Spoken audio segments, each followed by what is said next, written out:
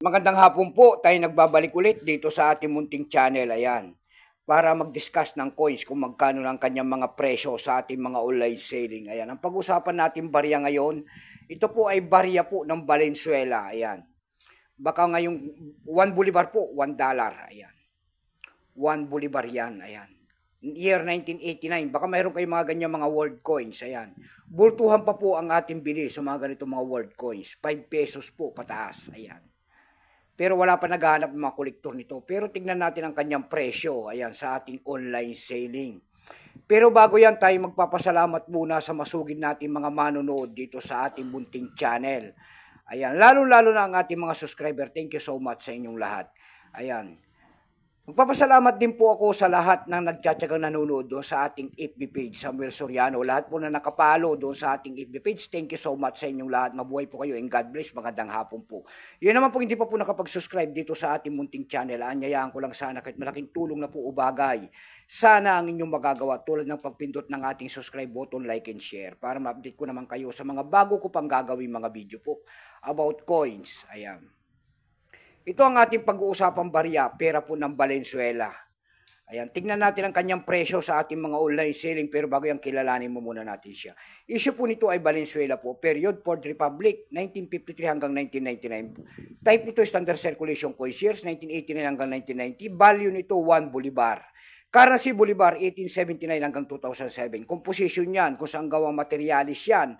Yang coins na yan, ito po ay nickel glad steel. Ayan, namamagnet po. May bigat lamang itong 4.2 grams, may habang 23 mm. May kapal po naman itong 1.55 mm. Hugis po syempre bilog. Orientation niya na coin alignment.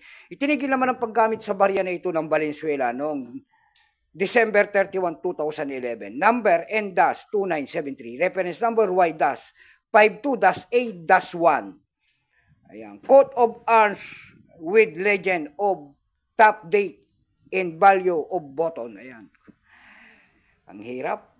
Ito pong year 1989 na ito po ay 52%. Kung ilang piraso naman ang ginawa sa barya na ito ng Valenzuela. Ito po ay 370 million piraso po. May presyo rin po yan doon sa ating lumista. Binigyan na po ng presyo ng ating mga kolektor. Yung kanyang very fine po kung tawagin nila ay 19 pesos. Extra fine po ay 21. Almost ang circulated 24. Ang circulated nito ay nagkakahalaga po ng 29 pesos lamang. Dako tayo sa kanyang mga presyo sa ating mga online selling.